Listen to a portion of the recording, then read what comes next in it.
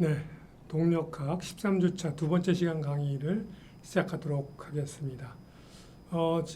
지난 시간에 이어서 3차원 운동학과 관련된 그 네 가지 정리들이 어떻게 적용되는지 그 내용들을 주로 살펴보는 그런 시간으로 갖겠습니다.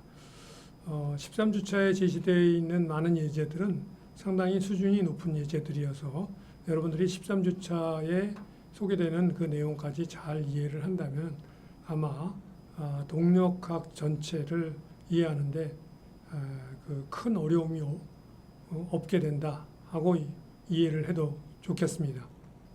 자, 그 앞서 소개됐던 자이로스코프 예제가 되겠습니다. 이 자이로스코프 예제에서 이 자이로스코프의 각속도를 구하는 그런 경우가 되겠는데요.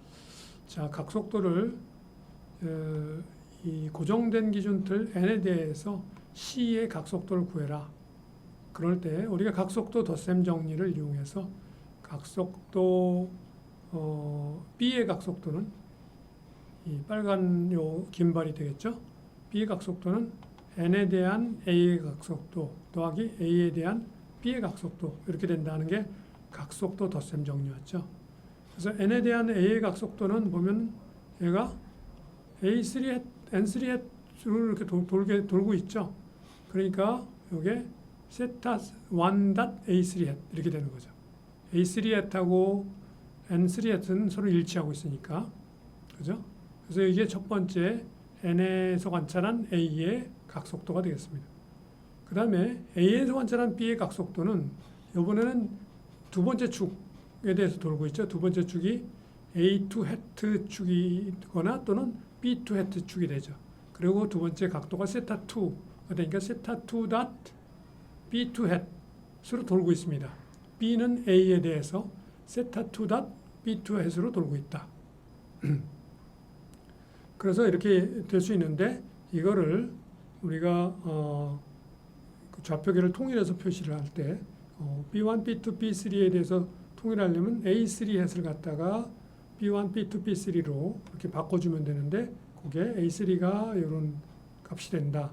그래서 앞에서 우리가 이미 방향 코사인표를 A, B, C 간에 이렇게 구해놨기 때문에 그걸 대입하면은 B1, B2, B3 해트 좌표계로 표시된 N에서 관찰한 B의 각속도가 구해지고요. 거기다가 B에서 관찰한 C의 각속도를 더해주게 되면 바로 N에서 관찰한 C의 각속도가 되죠. 그래서 B에서 관찰한 C의 각속도는 B에 대해서 C는 다시 한번 3축에 대해서 돌려주죠. 그래서 그 3축이라는 게 B3 해축 또는 C3 해축이 되죠. 그래서 그게 돌아가는 각도는 세타 3만큼 돌아가니까 그 B에 대한 C의 각속도는 세타 3 다트 C3 해트가 됩니다. 그래서 이 C3 해트는 B3 해트로 바꿀 수 있으니까 바꾸고 앞에서 구했던 요거까지 표현하면 이런 형태로 우리가 이 C의 각속도를 B에 고정된 좌표계 B1 해트, B2 해트, B3 해트를 이용해서 표현할 수 있습니다.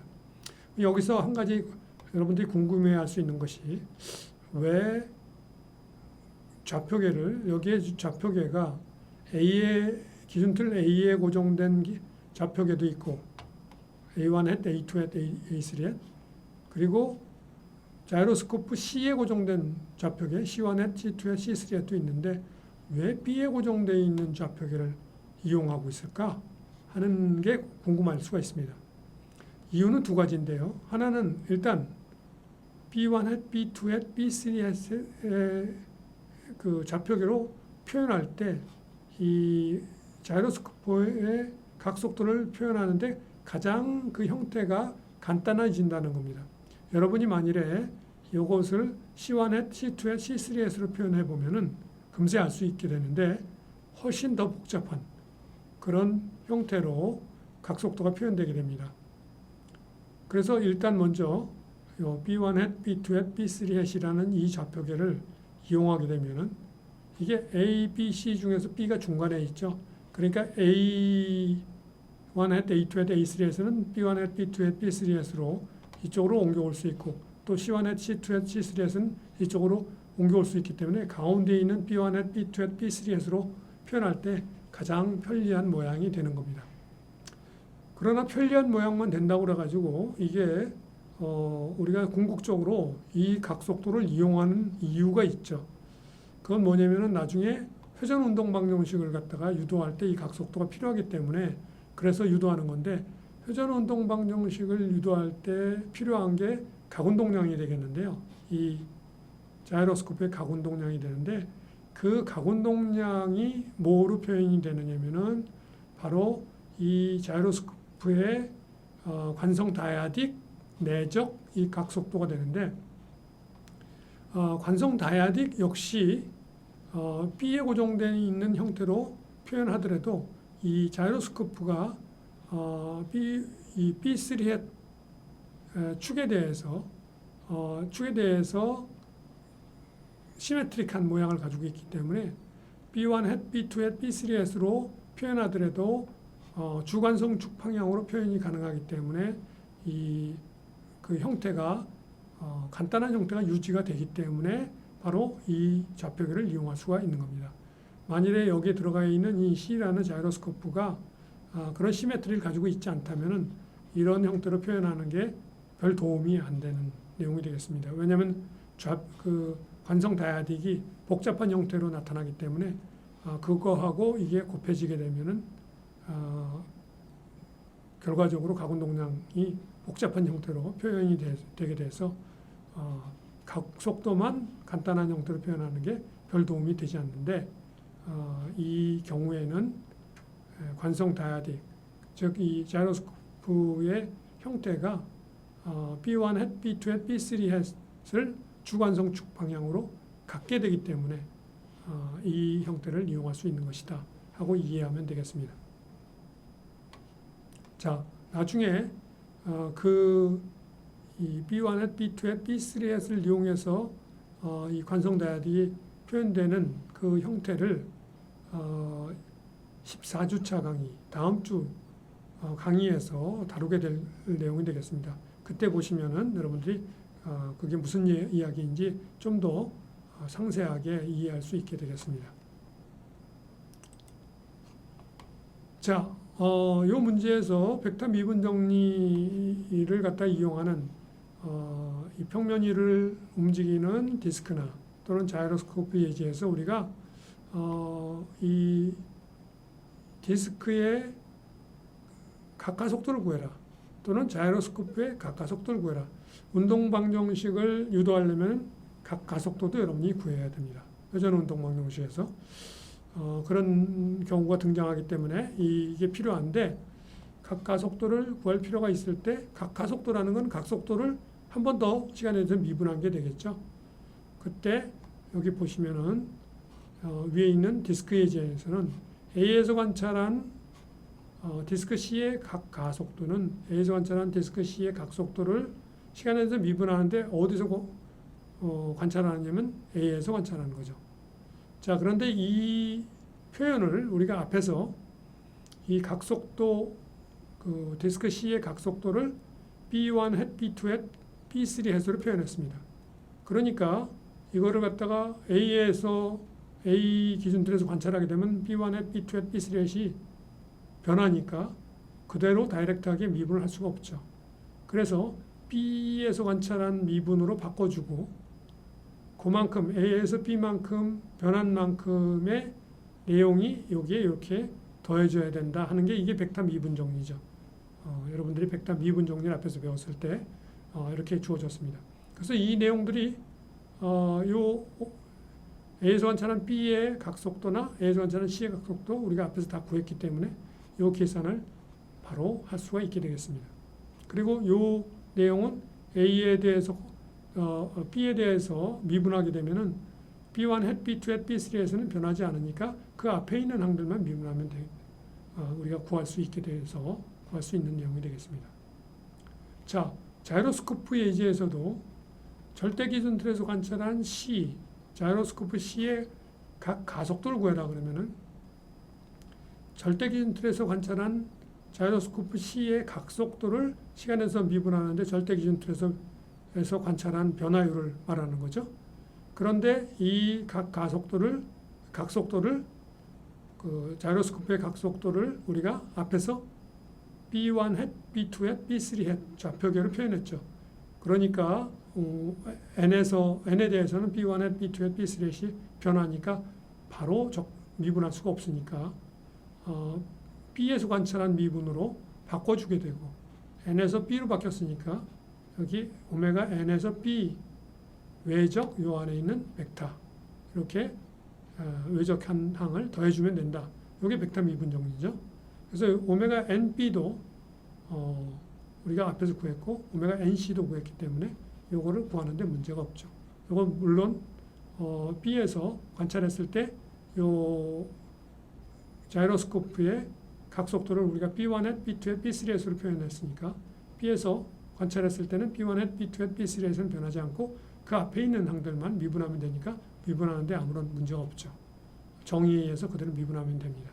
그래서 그런 형태를 통해서 우리가 벡터 미분 정리를 이용해서 각 가속도들을 디스크나 또는 자이로스코프의 각 가속도를 이와 같이 구할 수 있다. 벡터 미분 정리가 가장 많이 적용되는 부분이 바로 이 각 가속도를 구할 때 가장 많이 적용이 됩니다. 실질적으로 여러분들이 동력학에서 각 가속도 구할 때 3차원 공간 운동을 하고 있는 물체 각 가속도 구할 때 그때 벡터 미분 정리가 가장 종종 적용이 된다 하는 점을 기억해 두면 되겠습니다. 자, 이제 좀 다른 예제를 한번 보죠. 이건 여러분들의 교재에 등장하는 그런 예제가 되겠는데요. 여기에 이렇게 디스크가 이렇게 회전을 하고 있습니다. 회전을 하고 있고요. 그 디스크의 요 끝에 이 디스크의 원주 위에 A점이 존재하고 있고요. 그 A점에서부터 여기에 B까지 C라는 요 막대가 연결하고 있습니다. 그래서 요 A에서는 볼 소켓 조인트로 연결되어 있고요. 요 B 강체에 대해서는 요 이렇게 집게 모양으로 이렇게 돼 있어서 여기에 보이는 요 B2 hat 요 방향으로 회전이 가능한 그런 모양이 되겠습니다. 그리고 이 B라는 강체는 이 B1 hat 방향으로만 병진 운동을 할 수 있게 되어 있습니다. 그래서 이쪽 방향으로만 병진 운동하고 회전 운동은 B2 hat C가 B에 대해서는 B2 hat 방향으로 돌 수 있는 거고 B는 역시 회전도 B1 hat 방향으로 회전이 가능하죠. 이런 지금 운동을 하고 있을 때 이 디스크 D가 이렇게 일정한 각속도 오메가 1으로 돌 때 요 지금 세타가 0일 때, 즉 O와 A를 연결하는 선이 요 Z축 상에 있을 때 그때 이 막대 C의 각속도를 구해라 하는 문제가 되겠습니다. 자, 여기서 우리가 기하학적으로 알 수 있는 게 여기 A에서부터 E까지 이 거리를 X라고 하면은 요 A에서부터 여기에 요 B의 중심점을 B 스타점이라고 그러면 A에서 B 스타점까지 거리는 그 거리의 제곱은 A2의 제곱 그리고 40의 제곱, 60의 제곱을 더한 게 바로 A에서 B 스타점을 연결한 것의 제곱이 됩니다. 그래서 A를 X라고 그러면 X의 제곱 더하기 A를 X라고 그러면 X의 제곱 더하기 40의 제곱 더하기 60의 제곱은 A에서 B 스타점까지의 거리의 제곱이다. 근데 A에서 B 스타점까지의 거리가 140이라고 문제에 주어져 있어서 이런 관계식을 풀어보면은 X가 120이다 하는 게 나옵니다. 일단 요거는 기하학적인 관계로 구해 놓은 게 되겠고요. 자, 얘가 일정한 각속도로 돈다고 그랬어요. 그러니까 A의 일단 속도를 구할 수 있죠. A의 속도는 O의 속도로부터 O와 A는 둘 다 D에 속한 점이니까 2점 정리 속도 공식을 이용해서 A의 속도는 O의 속도 더하기 D의 각속도 외적 O에서부터 A까지 벡터 해서 구하면 이런 값이 얻어집니다. 그리고 A의 속도가 얻어졌으니까 이번에는 A의 속도를 이용해서 B 스타점의 속도를 구하면은 A점과 B 스타점은 둘 다 이 C에 속한 점이라고 볼 수가 있죠. C에 속한 점. 그래서 B 스타점의 속도는 A의 속도 더하기 A와 B 스타가 고정된 강체 C의 각속도 외적 A에서부터 B 스타까지, B바가 아니라 B 스타입니다.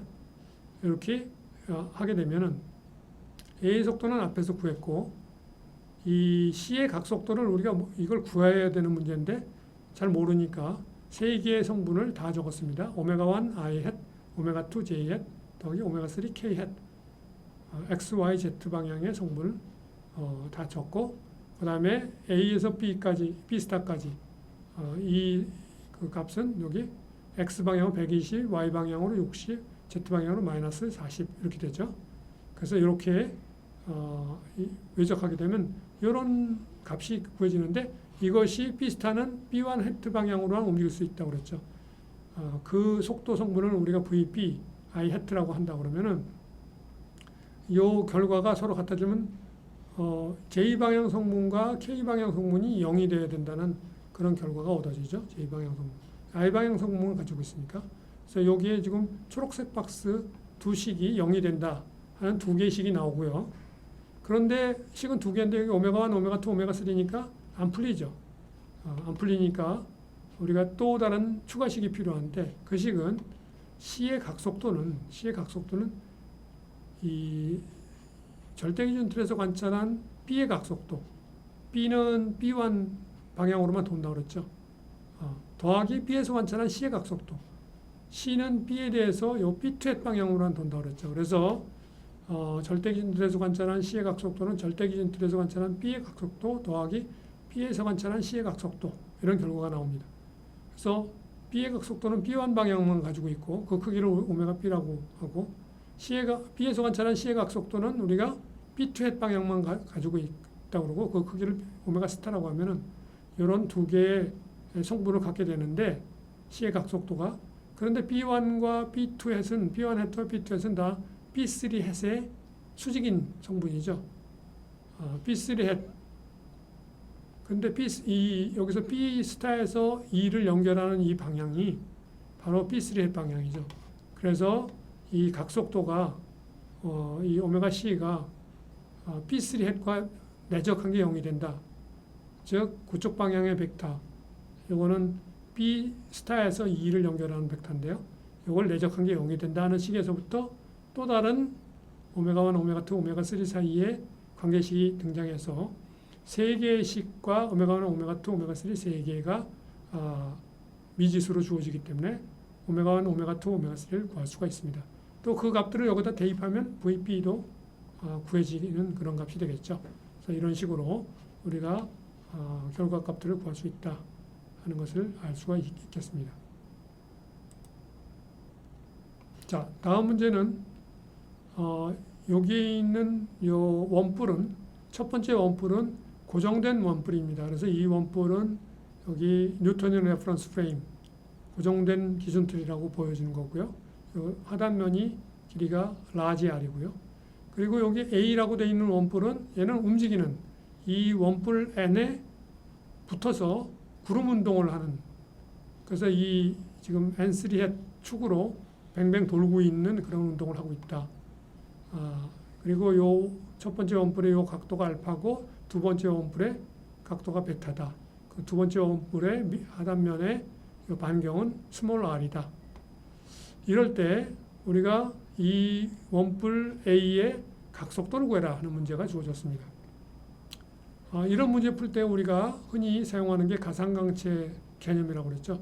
이 원뿔하고 일치하면서 요 원뿔의 요 하단면의 수직인 B3 방향의 스피는 없는 그런 강체를 가상광체 B라고 생각하면은 그 가상광체 B는 요 N3 햇을 중심으로 해서 이렇게 뱅 돌고 있는 그런 운동을 하고 있죠. 그래서 B의 가상광체 B의 각속도는 그 돌고 있는 그 스피드가 라지 오메가 N3 햇로 돌고 있다고 했기 때문에 라지 오메가 N3 햇로 돌고 있고요. 요게 B의 각속도고요. B에 대한 요 A의 각속도는 요 B3 햇 방향으로 추가로 돌죠. 그 추가로 도는 스핀 각속도 크기를 오메가 S라고 그러면 오메가 S B3 햇 만큼 더해준 이게 A의 각속도가 된다. 이게 각속도 덧셈 정리를 그대로 이용한 게 되겠습니다. 가상광채라는 것을 더해서 N에서 관찰한 B의 각속도 더하기 B에서 관찰한 A의 각속도를 더해준 형태로 각속도 덧셈 정리를 적용한 형태로 이게 얻어졌습니다.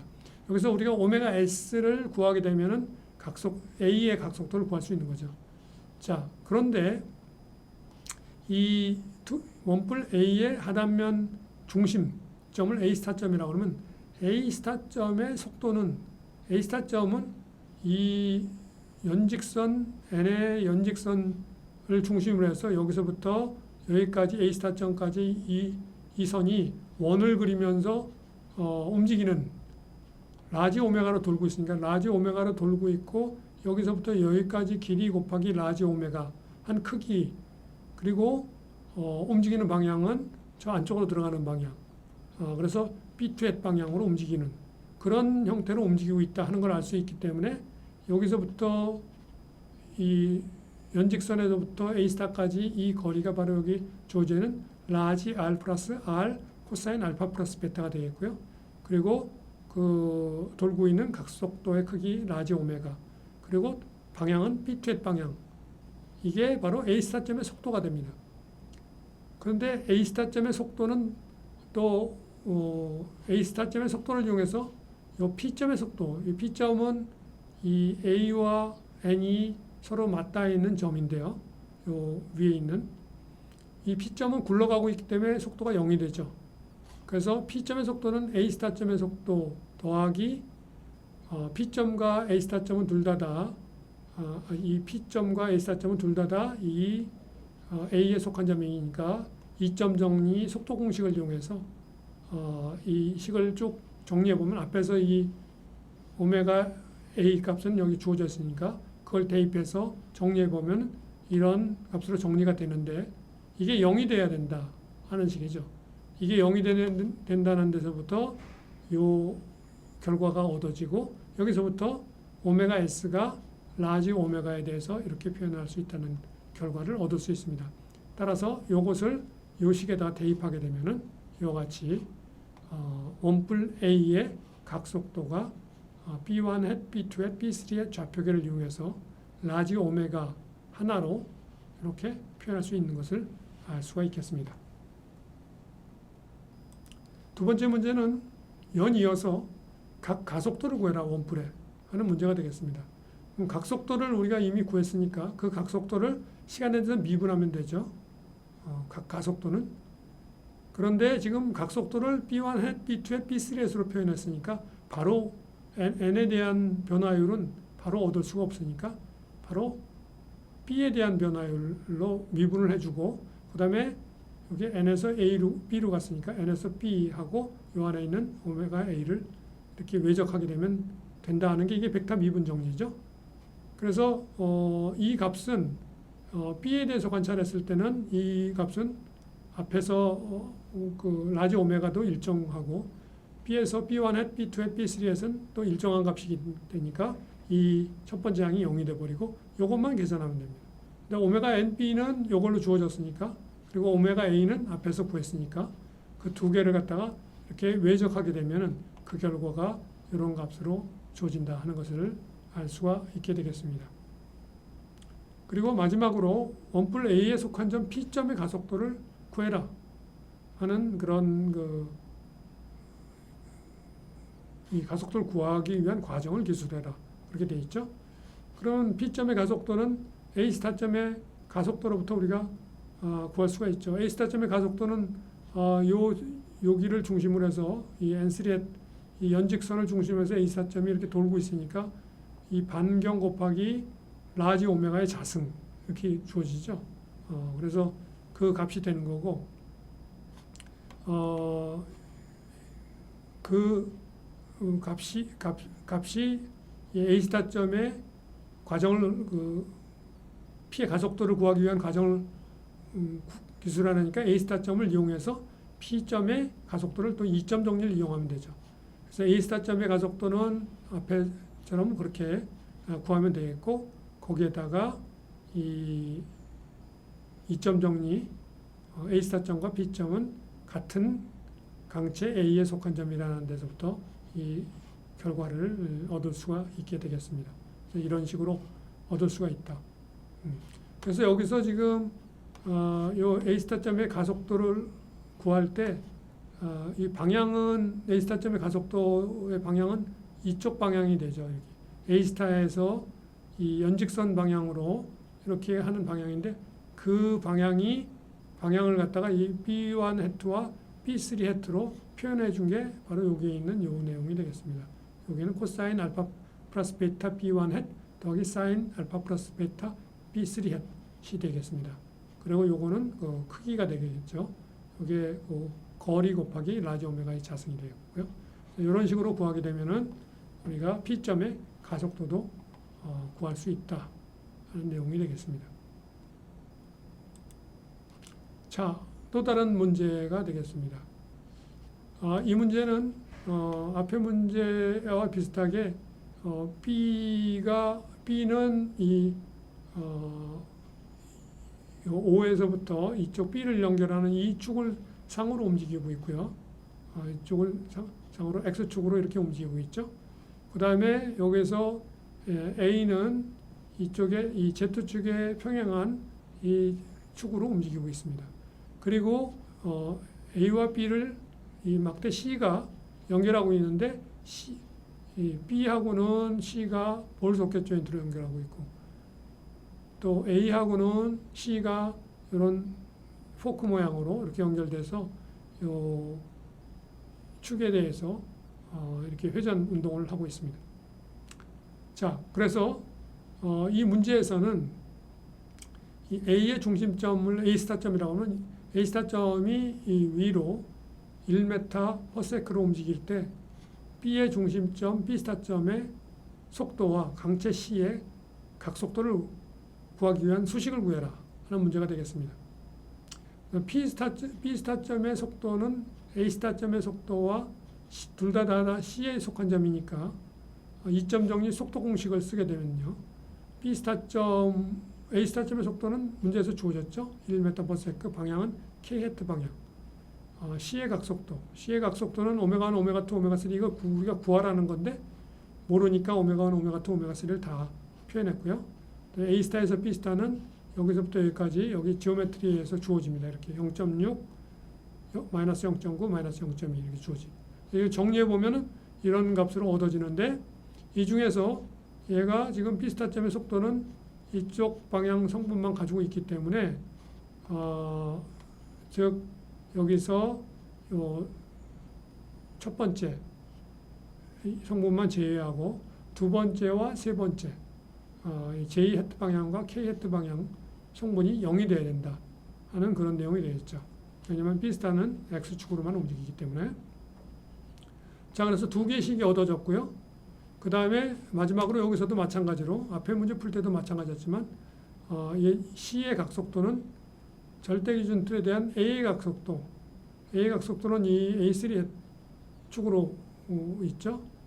그 다음에 A에 대한 C의 각속도 그거는 여기에 A2 축으로 움직이죠. 그렇게 두 개의 성분을 가지고 있다. 그래서 C의 각속도는 A의 각속도 더하기 A에서 관찰한 C의 각속도. A의 각속도는 A3 방향만 가지고 있고 A에서 관찰한 C의 각속도는 A2 방향만 가지고 있으니까 얘네 둘은 다 A1 해트하고 수직이죠. 그러니까 오메가 C는 A1 해트하고 내적했을 때 0이 된다는 식으로부터 세 번째 식이 얻어져서 요 세 식을 연립해서 풀게 되면은 오메가는 오메가 2, 오메가 3가 구해지고 그 구해진 오메가 1, 오메가 2, 오메가 3를 여기다 대입하게 되면은 바로 B 스타점의 속도도 이 노란 박스식으로부터 구할 수 있다 하는 이야기가 되겠습니다. 자, 앞에서 주어진 그 문제에서 이 각도 이 세타가 0도일 때 막대기 C의 각속도를 각가속도를 구하기 위한 이번에는 앞에서는 이 문제를 각속도 구하기 위한 문제가 주어졌는데 이번엔 각가속도를 구하고 싶다 하는 문제가 되겠습니다. 자, 그러면 먼저 A의 가속도는 O의 가속도로부터 구할 수가 있습니다. 왜냐하면 이게 일정하게 돌고 있으니까 O와 A는 둘 다 D에 고정된 점이니까 이점 정리 가속도 공식에서 이렇게 얻어지고, 이때 O의 가속도는 0이고 그 다음에 디스크 D가 일정한 각속도 돌고 있기 때문에 각가속도는 0이기 때문에 우변의 첫 번째와 세 번째 항은 0이 되고 두 번째 항만 계산하면 되겠습니다. 그런 다음에 이 B의 중심점의 그 속도는 A의 가속도는 A의 가속도로부터 이점 정리 가속도 공식을 또 이용하면 됩니다. 왜냐하면 A와 B 스타점은 역시 마찬가지로 C에 고정된 점이니까 C에 대한 이런 각속도와 각가속도를 이용해서 구하면 되겠습니다. 그래서 C의 각가속도를 우리가 알파1 I hat 더하기 알파2 J hat, 알파3 K hat라고 표현하게 되면은 B 스타는 I hat 방향만 성분만 같기 때문에 B 스타와 J hat를 내적한 게 0이 되고 B 스타와 K hat를 내적한 게 0이 된다 하는 그 식으로부터 두 개의 수식이 나타나고요. B 스타 이 방향이 방향 단위 벡터를 B3 hat라고 했을 때 A, B 스타 2의 수직인 방향이 B2 hat라고 하게 되면은 오메가 C는 앞에서 이렇게 주어진다고 그랬죠. B1 hat와 B2 hat 방향을 가지고 있으니까 이것을 시간에서 미분한 게 각가속도가 되죠. C에. 그래서 C의 각가속도는 이 각속도를 시간에서 미분한 값인데 이 각속도가 B1 hat, B2 hat으로 표현되어 있으니까 B에 대한 미분으로 바꿔줘야겠죠. 이거는 일단 먼저 N에 대한 이 오메가 C를 오메가 B와 오메가 B에 대한 C의 각속도 성분으로 이렇게 이 각속도 덧셈용으로 표현하고 이 앞에 거는 그대로 그냥 미분하면 이게 B의 각가속도가 얻어지죠. 요게 B의 각가속도 알파 B가 됩니다. 그리고 요 두 번째 성분은 이게 B에서 관찰한 C의 각속도를 N에 대해서 미분한 거니까 요게 B1, B2, B3로 표현되어 있으니까 그 내용을 갖다 B에 대한 미분으로 바꿔주고 요 바꿔준 만큼 요만큼 보정하면 된다. 벡터 미분 정리 이용해서 이렇게 돼서 하게 되면은 요 알파 B는 앞에서 오메가 B1 hat가 오메가 B였으니까 미분하면 오메가 B.B1 hat이 얻어지고요. 요 B에서 관찰한 C의 각속도는 오메가 스타 B2 hat이었으니까 그걸 한 번 더 미분하게 되면 오메가 스타 다트 B2 hat이 되죠. 왜냐면 B에서 미분하면 B2 hat은 미분할 필요가 없으니까 이 앞에 있는 것만 미분해서 이렇게 됩니다. 그리고 오메가 B와 오메가 B에서 관찰한 C는 각각 이렇게 주어져 있으니까 이런 값으로 얻어지죠. 그래서 이제 이 양변에 우리가 B3S를 내적하게 되면 이 값이 알파 C가 B3S의 그 내적한 값이 0이 된다. 오메가 3, 오메가 B, 오메가 스타가 된다는 요 식에서부터 세 번째 식이 나타나기 때문에 요 식하고 요 식 세 개의 식을 이용해서 우리가 세 개의 미지수를 구할 수 있게 되겠습니다.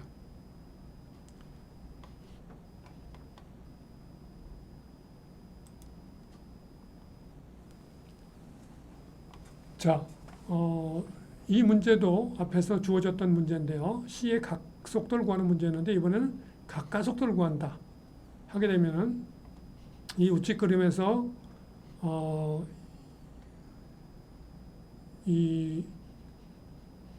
요 A가 위로 1m/s로 일정한 속도로 움직인다고 그랬으니까 요 A의 중심점인 A 스타점의 가속도는 0이 됩니다. A 스타점의 가속도는 0이 되죠.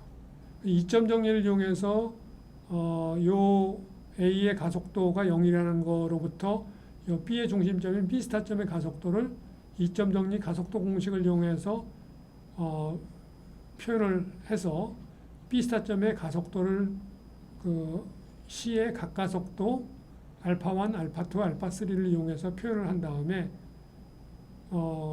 표현을 해서 B 스타점의 속도를 구한 다음에 그 B 스타점의 속도는 이 X방향 성분만 갖는다는 데서 Z방향 성분과 Y방향 성분은 0이 된다는 식에서 두 개씩이 얻어지게 되죠. 두 개씩이.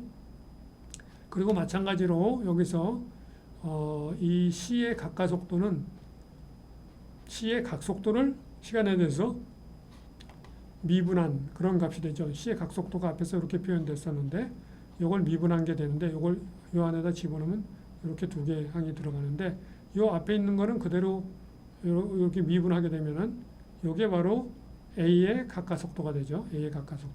뒤에 있는 거를 N에 대해서 미분하는 게 되는데 요거를 여기 보는 대로 A에 대한 미분으로 왜냐면 A1, A2, A3로 표현이 되어 있으니까 여기에 A에 대한 미분을 바꾸고 여기 N에서 A로 갔으니까 여기서 N에서 A로 간 요 벡터 외적 요 안에 있는 A에서 C 이렇게 하면 이런 값으로 이렇게 표현돼서 이렇게 결과가 얻어지게 됩니다. 그런데 이 값이 바로 이 값이 C의 각가속도가 A1 그 방향 성분하고 내적하게 되면은 그게 요게 A1하고 내적하게 되면 요건 다 0이 돼 버리죠. 요것만 남게 되는 거죠. 요것만. 그래서 알파 C에다가 A1을 내적한 거하고 알파 C는 알파1, 알파2, 알파3 이렇게 존재하는데 그거하고 요게 내적한 거하고 그리고 요거에다가 요 결과를 A1 헤트를 내적한 거하고 그 값이 마이너스 오메가 A, 오메가 스타 내적한 거하고 결과가 같다라는 데서부터 세 번째 식이 얻어져서 요식을 세 개를 연립해서 풀게 되면은 그러면은 알파1, 알파2, 알파3를 모두 구할 수 있다 하는 결과를 얻을 수가 있게 되겠습니다. 자, 이와 같이 해서 우리가 공간 운동을 하는 강체의 운동학 문제들을 예제를 포함해서 상당히 수준 높은 그런 예제들을 전부 살펴보았는데요. 이 13주차에 강의한 이 공간 운동하는 그 예제들에 대해서 여러분들이 처음부터 쉽게 이해하기가 조금 어려울 수 있습니다. 그런데 이걸 뭐 찬찬히 뭐 몇 번에 걸쳐서 좀 듣다 보면은 이 내용이 어려운 내용이 있는 건 아닙니다. 단지 여러분들이 이런 것을 적용하는 과정이 익숙하지 않기 때문에 약간 어렵다고 느낄 수가 있는데 이 과정 중에 지금 나타나는 그 내용들은 거의 동일하게 각속도 덧셈 정리 그리고 벡터 미분 정리들이 이용되고 있는 것을 알 수가 있습니다. 그리고 앞서도 얘기했지만 일점 정리 같은 경우는 홈을 따라서 움직이고 있는 어떤 점이 있을 때 그때 적용하는 거다. 그런데 그 홈을 가지고 있는 그 물체가 움직이고 있을 때 해당합니다. 움직이고 있을 때 우리가 12주차의 예제 중에 그런 예제가 있었는데 홈을 따라 움직이고 있는데 그 홈을 가진 물체가 움직이지 않는 예제가 있었어요. 그 예제에서는 일점 정리 적용하지 않았습니다. 그래서 홈을 가지고 있는 어떤 강체가 움직이고 있는 예제일 때는 거의 반드시 일점 정리를 이용해야 된다. 그리고 우리가 그 디스크 예제에서도 봤지만 디스크 예제에서 마치 그 디스크의 지면과 닿고 있는 점이 가상강체에 대해서 그 지면과 닿고 있는 점이 마치 디스크에 홈이 빠져 있다고 원호를 따라서 홈이 빠져 있다고 생각하고 움직이는 그런 문제로 바꿔서 일점 정리를 해서 풀었었던 그런 예가 있는지 그와 같이 그 경우도 그 디스크가 가상강체 B에 대해서 움직이고 있는 그런 경우에 해당하는 거죠. 그래서 홈이 파져 있는 그 강체가 움직이고 있는 경우에 대해서 일점 정리가 적용된다 하고 이해하면 되겠고요. 이점 정리는 여러분들이 하도 많이 사용하게 되기 때문에 그 어려운 점이 아마 대부분의 학생들은 그게 가장 많이 적용되기 때문에 그거를 적용하는데 어려움은 없는데, 단지 한 가지 기억할 점은 그 이점 정리의 속도 공식이나 가속도 공식에서 나타난 두 점은 같은 강체, 동일한 강체에 고정된 점이어야 된다 하는 점을 꼭 기억할 필요가 있습니다. 그래서 그 네 개의 정리들을 여러분들이 잘 이해하고 있으면은 3차원 공간 운동하는 그 문제의 예제들에 대해서도 운동학 문제를 푸는데 큰 문제가 없이 손쉽게 풀 수 있다 하는 점을 다시 한번 강조해 두고 싶습니다. 이제까지 해서 그 13주차 강의를 모두 마치고요. 다음 주차 14주차에는 3차원 공간 운동을 하는 그 강체의 운동 역학과 관련된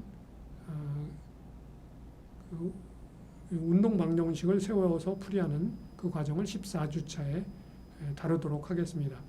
그래서 어떻게 보면 3차원 공간 운동을 하는 그 강체의 운동학 문제, 운동 역학 문제를 다루기 때문에 언뜻 생각하면 훨씬 어려울 것 같지만 그 3차원 공간 운동을 다루는 것 자체가 워낙 그 변수들이 복잡하게 등장할 가능성이 높기 때문에 대부분이 여러분들에게 주어지는 문제들은 어디 가서 시험문을 본다든지 하면은 강체가 하나 정도 주어지는 경우가 대부분 문제입니다.